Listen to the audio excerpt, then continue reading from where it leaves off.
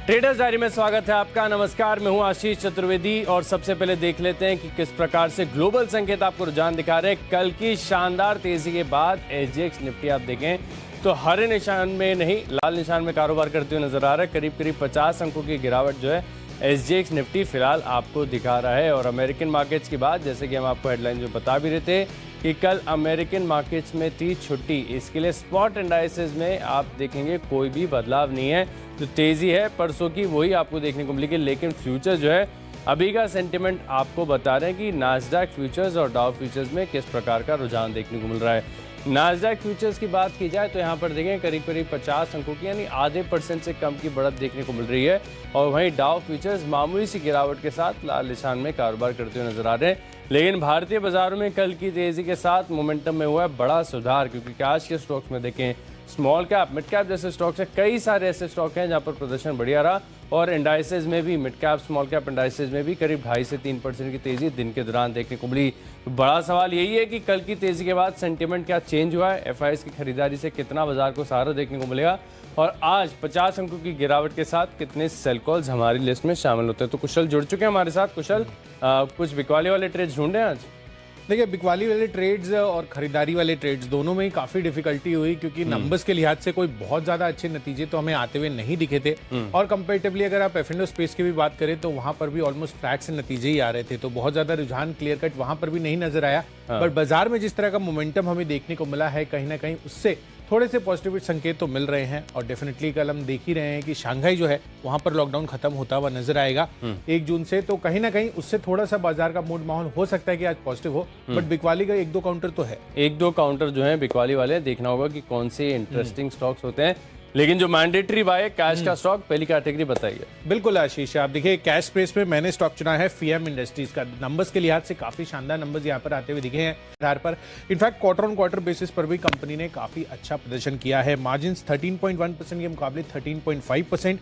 साथ ही कंपनी का मुनाफा 26% की ग्रोथ दिखाता हुआ नजर आया और 34 करोड़ पर कंपनी का जो मुनाफा है वो आपको आता हुआ दिख रहा है। इनफैक्ट अगर आप देखें तो कामकाजी मुनाफे में भी 20% तक की दमदार तेजी हमें ऑलरेडी देखने को मिली है। एंड ओवरऑल आप देखिए अगेन ऑटो एंसिलरी स्पेस एक बड़ा दबका है इस बार, जो बहुत ही अच्छी आउट परफॉर्मेंस दिखाता हुआ नजर आ सकता है। एक्साइज ड्यूटी की तरफ से जिस तरह से वहां पर 15% का आपको ये लेवी आती हुई दिखी है सरकार की तरफ से स्टील पर, तो वो कहीं ना कहीं स्टील एक्सपोर्ट ड्यूटी की वजह से यहाँ पर प्राइस डोमेस्टिकली आपको रिड्यूस होते हुए नजर आएंगे, जिसका क्लियर कट फायदा जितने भी ओईएम्स और ऑटो एंसिलरी है उनको मिलता हुआ दिखेगा। और अभी आप नतीजों के लिहाज से भी देखेंगे तो ये क्लियर कट रिफ्लेक्शन आता हुआ दिख रहा है। तो 996 ये अभी का टारगेट रहेगा, पर आपको स्टॉप लॉस भी नहीं मिलना है 954 रुपए का। तो मेरी तरफ से तो है फीएम इंडस्ट्रीज। आशीष, आप कौन सी स्टॉक के साथ शुरुआत करें? देखिए, बहुत ही छोटा बैंकिंग स्टॉक है, बाजार इसको भूल चुका है, कोई ज्यादा चर्चा नहीं करता है। आप भी शायद महीनों के बाद इसका नाम सुन रहे होंगे, इंडियन ओवरसीज बैंक। यहाँ पर आपको करनी है खरीदारी। टेक्निकल्स बढ़िया लग रहे हैं। देखिए, स्टॉक में कुछ खास है नहीं, फंडामेंटल तो सभी जानते कि कितने खराब है। 20-25% के एनपीएस पर एक जमाने में रहते थे, तो अब यहाँ पर देखें तो कुछ ऐसे रिवर्सल के संकेत और चार्ट देखेंगे तो ऐसा लग रहा है कि कोई बड़ी खबर यहाँ पर आती हुई नजर आ सकती है, जिसके चलते एक ट्रेडिंग बेटर और स्टॉक बहुत सस्ता है, तो डिलीवरी में बड़ी आसानी से खरीदारी कीजिए, होल्ड कीजिए और स्टॉप लॉसेस का पालन कीजिए। देखिए, इंट्राडे बेसिस पर अगर कोई तेजी करना चाहता है तो केवल 18 रुपये का स्टॉप लॉस लगा लीजिए। 18.25 की है तो केवल 25 पैसे का आपको रिस्क यहाँ पर ध्यान में लेना है। और हमारा अगर व्यू सही निकलता है तो इस स्टॉक में बहुत बड़ा स्पर्ट देखने को मिल सकता है। भाव के हिसाब से देखेंगे तो 18.25 का स्टॉक है, 1970 तक का टारगेट है, लेकिन परसेंटेज वाइज देखिए दमदार तेजी यहाँ पर देखने को मिल सकती है। स्ट्रक्चर बहुत सपोर्टिव है, बहुत सालों के बाद ये स्टॉक जो है चार्ट्स पर उठकर आया, रडार पर आया, तो मैं मान रहा हूँ कि इंडियन ओवरसीज बैंक आईओबी 19 रुपये 70 पैसे के लक्ष्य के लिए आप यहाँ पर खरीदारी करके चल सकते हैं। इंट्राडे के लिए खरीदना चाहते हैं तो 18 रुपये का लगाइए स्टॉप लॉस, नहीं तो पोजिशनली आपको अपनी रिस्क एपेटाइट के अनुसार जो है इसको एडजस्ट करना होगा। ये मेरा टेक्निकल व्यू है जिसके चलते स्टॉक मैंने चुना है। लिस्ट को आगे बढ़ाते हैं। अगली हमारी कैटेगरी है फ्यूचर्स की, और फ्यूचर्स का स्टॉक ढूंढने में देखिए बहुत समय लग गया। मतलब कितना भी ढूंढ लो फ्यूचर्स के स्टॉक आपको दिखेंगे नहीं। कैश के स्टॉक्स भर भर के आ रहे हैं, रडार पर आ रहे हैं, लेकिन फ्यूचर्स में ना तो नतीजे वाले हैं ना खबरें हैं। पूरा हफ्ता ही ऐसे ले तो ले क्या समझ में नहीं आ रहा। खत्म हो गए, कल जितने भी आने थे ना नंबर्स वो कल आ चुके हैं। तो यही देखना होगा कि फ्यूचर्स में कौन से स्टॉक्स लेते हैं, या तो टेक्निकल होगा, अब खबर आएगी तो मैं फंडामेंटल लूंगा। बिल्कुल। और देखिए एसजीएक्स निफ्टी भी 50 अंकों की गिरावट दिखा रहा है, सिर्फ 50 है। इस 100-150 की गिरावट होती तो हम शॉर्ट कॉल जो कल चला वो आज हो सकता है गिर जाए। लेकिन ऐसा भी लग नहीं रहा, तो बहुत ही डाइसी सिचुएशन है। एक स्टॉक में रडार पर आए जहां पर आप खरीदारी करके चल सकते हैं। थोड़ी गिरावट के साथ शुरुआत होती है तो खरीदारी कीजिए, दिन के दौरान बाजार में रिकवरी आती है तब भी खरीदारी करके चल सकते हैं। ऑटो स्पेस से ही जुड़ा हुआ स्टॉक है भारत फोर्ज, यहाँ पर आपको करनी है खरीदारी। चार्ट का स्ट्रक्चर मुझे टेक्निकल तौर पर डेली और आर्ली दोनों, वैसे आर्ली में बहुत कम देखता हूँ लेकिन डेली चार्ट्स मुझे ठीक ठाक नजर आ रहे हैं। वीकली पर फिलहाल कोई संकेत नहीं है, कोई बड़ी तेजी की उम्मीद नहीं है, लेकिन व्यू हमारा अगर सही होता है तो यहाँ पर थोड़े बहुत पैसे बन सकते हैं। 684-85 के आसपास की फ्यूचर की क्लोजिंग है। 700 रुपए का लक्ष्य है, 678 का लगाइए स्टॉप लॉस। बिल्कुल, तो फ्यूचर्स कैटेगरी में फाइनली भारत फोर्ज ये रडार पर आता हुआ दिख रहा है, यहाँ पर खरीदारी करने की राय है। मेरी तरफ से बिकवाली का कॉल है और पहला बिकवाली का कॉल है डिक्सन टेक पर। आप देखिए यहाँ पर 11-12% तक की दमदार तेजी कल के सत्र में आती हुई नजर आई है, पर उसके बावजूद भी ब्रोकरेज बहुत ज़्यादा खुश नहीं है। अब आई डोंट नो कि क्या रीज़न है, पर जिस तरह से यहाँ पर इनकी राय आती हुई दिख रही है, अंडरवेट की रेटिंग जो है मॉर्गन स्टैनले ने मेंटेन की है 2879 के टारगेट के साथ। आप देखिए ऑलमोस्ट 3780 रुपये के आसपास की अभी की प्राइसिंग है। साथ ही अगर आप देखिए तो यहाँ पर गोल्डमैन सैक्स इन्होंने भी न्यूट्रल की रेटिंग बरकरार रखी है, पर टारगेट यहाँ पर कट किए गए हैं, और जेफरीज ने भी खरीदारी की राय तो बरकरार रखी है पर टारगेट यहाँ पर भी कट किए गए हैं। 5700 के मुकाबले 5300 रुपये के टारगेट्स अब ये देते हुए नजर आ रहे हैं। तो मुझे लग रहा है कि ये कहीं ना कहीं थोड़ा सा एक इंडिकेशन हो सकता है कि गिरावट का रुझान आज इस स्टॉक में बनता हुआ दिख सकता है ब्रोकरेज के टारगेट्स कट पर। तो डिक्सन टेक यहाँ पर बिकवाली करने की राय है। 3683 ये आज का टारगेट रहेगा, पर 3840 आपको स्टॉप लॉस भी मेंटेन करना है। चलिए बढ़ते हैं अपनी अगली कैटेगरी की तरफ जो है ऑप्शंस की, और आज के लिए मेरा बेस्ट ऑप्शन है टाटा मोटर्स पर। कल भी मैंने आपको ये राय दी थी, पर ये टेक्निकल कैटेगरी के अंडर दिया था मैंने, और कल आप देखिए 2 से 2.5% तक की तेजी यहाँ पर बनती हुई नजर आई थी। पर आज के लिए भी और एक फंडामेंटल फैक्टर भी बन रहा है कि ये तो वैसे हमें पता ही है कि शंघाई में 1 जून से लॉकडाउन खत्म होता हुआ दिख रहा है, बट डेफिनेटली चाइना बहुत बड़ा मार्केट है इनका, और प्रॉफिटेबिलिटी के लिहाज से भी टाटा मोटर्स सेंटिमेंटली काफ़ी बड़ा पॉजिटिव आज के लिए भी यहाँ पर बन सकता है। तो इसको फ्यूचर्स में ट्रेड करने की बजाय आप कॉल के जरिए ट्रेड कर सकते हैं। 440 रुपये कॉल ऑप्शन सस्ता मिल रहा है आपको 20-21 रुपये के भाव पर। 35 रुपये के टारगेट के लिए खरीदारी करनी है, पर 15 रुपये आपको यहाँ पर स्टॉप लॉस भी लगा कर चलना है। तो यहाँ पर जो है फोकस रखिएगा। ऑप्शंस की कैटेगरी में मैंने एफएमसीजी स्टॉक चुना है गोदरेज सीपी, यहाँ पर आप खरीदारी करके चल सकते हैं। चुनिंदा एफएमसीजी स्टॉक्स आप देखिए बहुत बढ़िया टेक्निकल स्ट्रेंथ दिखा रहे हैं, स्ट्रक्चर काफ़ी बढ़िया है, अच्छी तेज़ी यहाँ पर देखने को मिल सकती है। तो कॉल ऑप्शन के माध्यम में, और इनफैक्ट अगर आज थोड़ा सा हल्का खुलता है ये स्टॉक, तब आपको जो कॉल ऑप्शन है थोड़े और सस्ते देखने को मिल सकते हैं।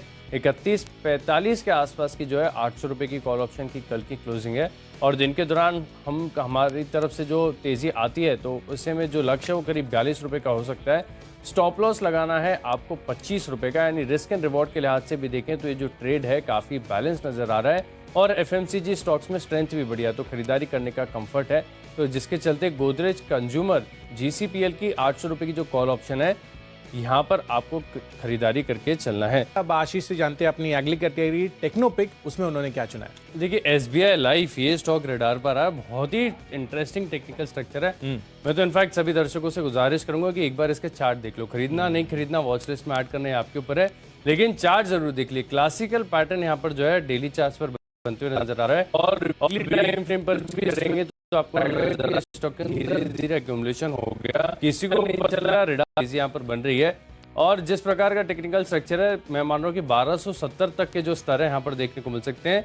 1148 के आसपास की क्लोजिंग है, आप 1100 रुपये राउंड फिगर लगा लीजिए स्टॉप लॉस। लेकिन जो टेक्निकल स्ट्रेंथ है और लाइफ इंश्योरेंस और इंश्योरेंस कारोबार में जब तेजी आई है, तब हो सकता है कि कुछ दिनों तक आपको तेजी देखने को मिले। तो 1270 का लक्ष्य है। टेक्निकल चार्ट्स एक बार जरूर देखिएगा।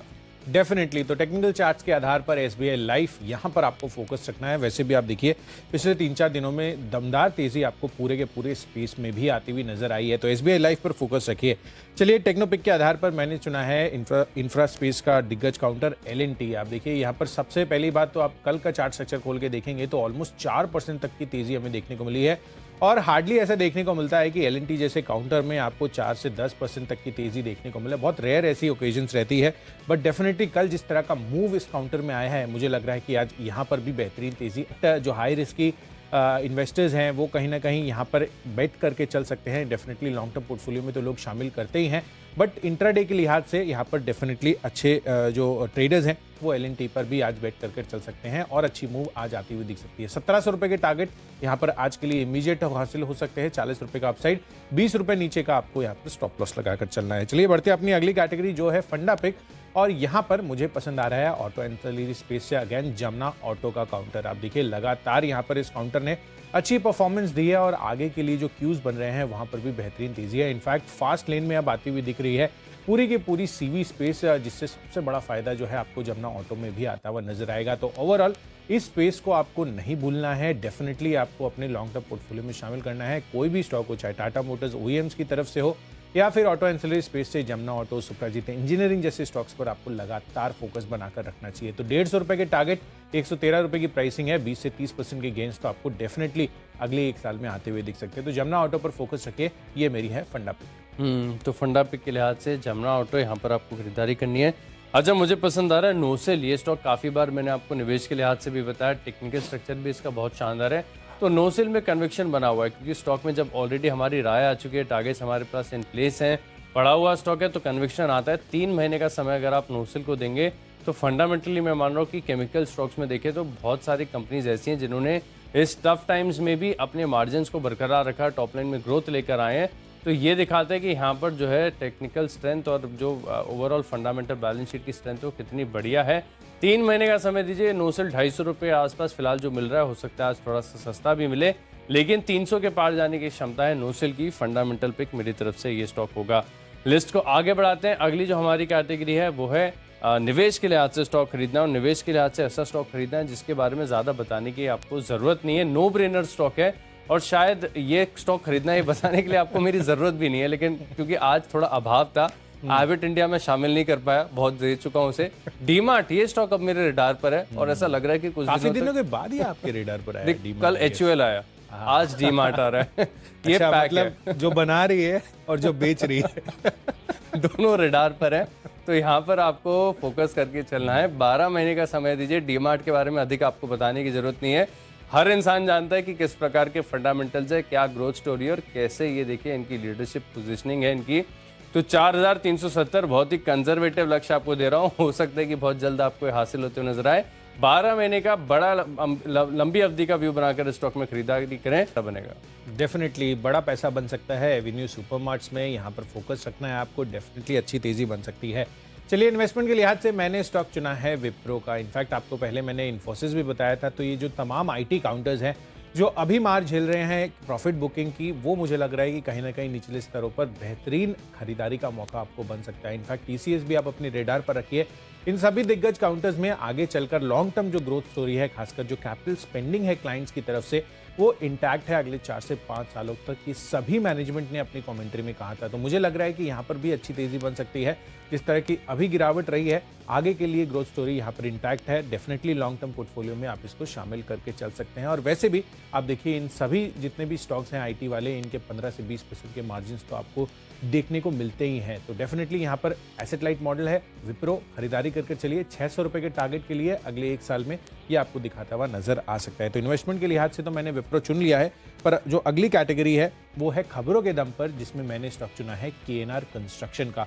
KNR कंस्ट्रक्शन को चुनने की वजह इसके नतीजे हैं। नंबर्स काफी शानदार आते हुए दिखे हैं। In fact quarter on quarter basis पर भी कंपनी ने काफ़ी अच्छा परफॉर्मेंस दिया है, और मुझे लग रहा है कि अगर आप देखें तो इनका कामकाजी मुनाफा 26% ग्रो किया है 280 करोड़ पर।